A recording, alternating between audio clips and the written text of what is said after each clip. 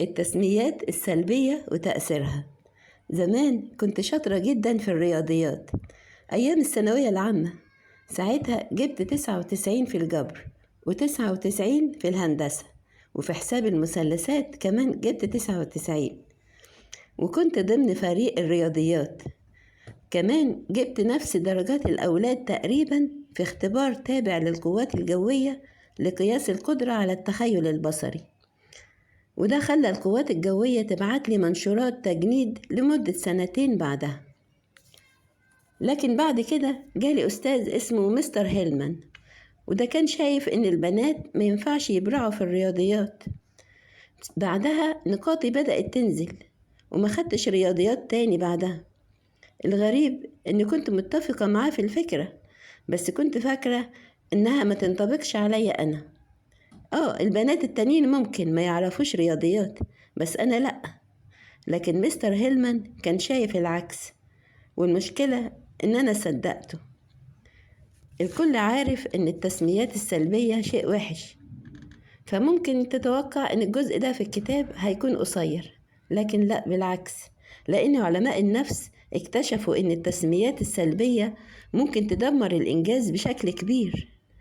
أكتر ناس عارفين التأثير الوحش للتسميات السلبية هم الناس اللي دايما بيتعرضوا للصور النمطية، زي مثلا الأمريكيين الأفارقة اللي بيتقال عليهم إن هم أقل ذكاء، أو مثلا الستات اللي بيتقال عليهم إن هم مش شاطرين في الرياضيات أو العلوم.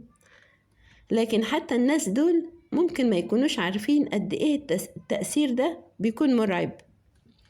أبحاث كلود ستيل وجوشوا أرونسون بتقول إيه؟ بتقول إن مجرد إنك تحط علامة عند خانة الجنس أو العرق في بداية الامتحان ممكن يفعل الصورة النمطية اللي جوه دماغك ويأثر على نتيجتك بالسلب.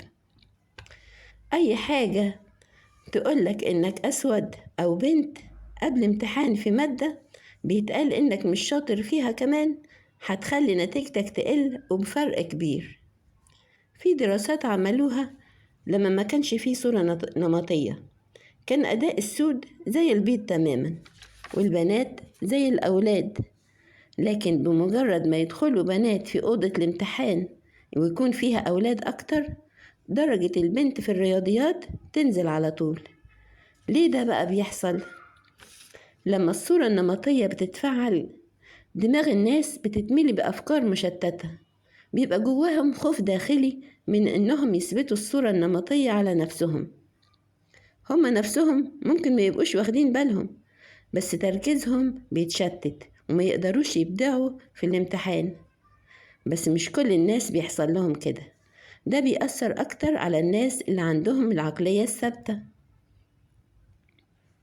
لما الواحد يكون شايف إن صفاته ثابتة وما بتتغيرش، بيصدق على طول إن الصورة النمطية دي بتمثله، والصورة السلبية بتقوله أنت وجماعتك أقل دايما وما ينفعش تتغيروا. بس اللي عندهم عقلية النمو ما بيتأثروش بالصورة النمطية بنفس الشكل. عقلية النمو بتقلل من قوة الصورة النمطية وبتخلي الناس تقدر تواجهها.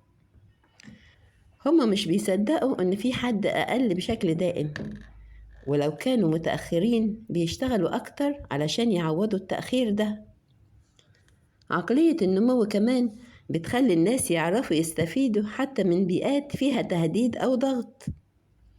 عملنا تجربة مع طلاب أمريكيين أفارقة، طلبنا منهم يكتبوا مقال لمسابقة، وقلنا لهم إن اللي يقيم المقال ده هو بروفيسور أبيض من جامعة عريقة اسمه إدوارد كوليدل، يعني رمز من رموز السلطة البيضاء.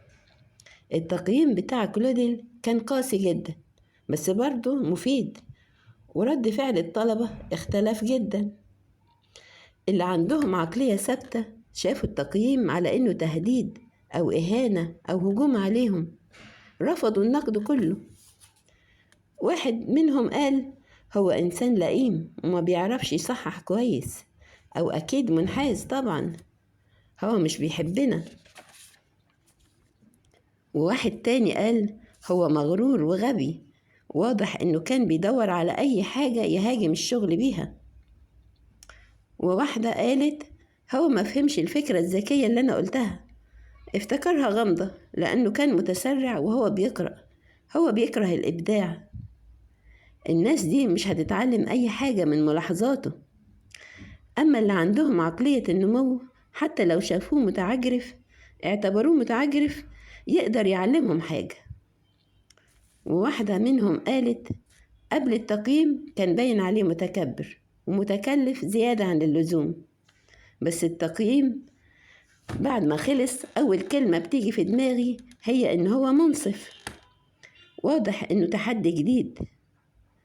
وواحدة قالت باين عليه مغرور وبيتكلم بفوقية، بس تقييمه كان صريح ومحدد، وده ممكن يكون دافع ليا إني أشتغل أحسن. وفي بنت قالت هو واثق من نفسه لدرجة الغرور، لكن ملاحظاته كانت واضحة ومفيدة، حاسة إني هتعلم منه كتير. عقلية النمو خلتهم يستغلوا إدوارد كلوديل لصالحهم حتى لو كان مغرور.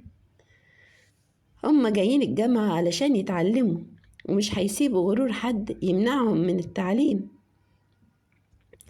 طيب هل أنا أنتمي للفكرة دي؟ غير إن الصورة النمطية بتخطف قدرات الناس، هي كمان بتخليهم يحسوا إن هم مش من المكان ده. كتير من الأقليات بيخرجوا من الجامعة، وكتير من البنات بيبعدوا عن الرياضيات والعلوم لمجرد إنهم حاسين إنهم مش من وسط الناس دي. المهم تابعنا مجموعة من البنات كانت في كورس حساب التفاضل، وده وقت مهم بيقرر الطلبة فيه إذا كانوا هيكملوا في مجال الرياضيات ولا لأ. طول الترم كنا بنسألهم أسئلة زي إيه؟ هل بتفكري في الرياضيات؟ هل بتحسي إنك عضوة حقيقية في مجتمع الرياضيات ولا بتحسي إنك دخيلة؟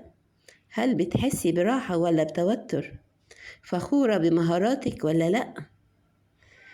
البنات اللي عندهم عقلية النمو واللي شايفين إن القدرة على الرياضيات ممكن تتحسن كانوا حاسين بانتماء قوي ومستقر نسبيا، وقدروا يحافظوا على الإحساس ده حتى لما كانوا شايفين صورة نمطية سلبية حواليهم. واحدة وصفت الكلام ده وقالت في الفصل كانوا بيقولوا للبنات إن هم غلط وهم مش غلطانين، لأنهم كانوا بيحلوا بأساليب جديدة. ده كان سخيف طبعا، وبيوضح إن المدرس مش قادر يشوف تفكير البنات. بس ما كانش فيه مشكلة، لأننا كنا بنشتغل في مجموعات وبندعم بعض. الصورة النمطية كانت دايما مضايقاهم، بس قدروا يفضلوا واثقين في نفسهم وموجودين وجاهزين للمواجهة. لكن البنات اللي عندهم عقلية ثابتة مع الوقت حسوا بأن انتمائهم بيتلاشى، وكل ما الإحساس بالصورة النمطية زاد كل ما راحتهم مع الرياضيات قلت. في واحدة قالت إن شعورها بالانتماء قل بسبب تعليق الدكتور، لأن الدكتور عمل لها تعليق وقال لها إيه لما هي اتكلمت صح، قال دي كانت مجرد تخمينة حلوة. وده قاله لما هي جاوبت صح. الصورة النمطية دخلت جواهم وسيطرت على إحساسهم بنفسهم وضيعت راحتهم وثقتهم. أنا مش بلومهم.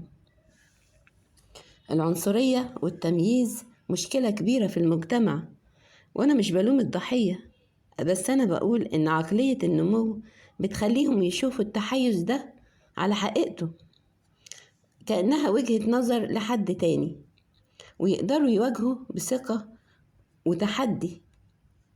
في مشكلة تانية بتواجه البنات، وهي الثقة في آراء الناس، مش بس في الصور النمطية، لكن في إن هما بيصدقوا رأي الناس فيهم زيادة عن اللزوم. المشكلة دي بتأثر على ستات كتير ناجحين جدا، لأنهم من صغرهم كانوا مثاليين وبيحبوا يسمعوا الكلام اللي فيه مدح. انتي شاطرة، انتي لذيذة ومؤدبة وناضجة، فكبروا وهم بيصدقوا آراء الناس فيهم. حتى الطالبات في أرقى الجامعات بيقولوا إن رأي الناس وسيلة كويسة لقياس قدراتهم، بس الأولاد بيقولوا لبعض كلام مفهوش مدح على طول، بينتقدوا بعض باستمرار، وبيقولوا لبعض كلام مش لطيف، بس ده بيخليهم ما يصدقوش أي تقييم يجيلهم من أي حد بسهولة.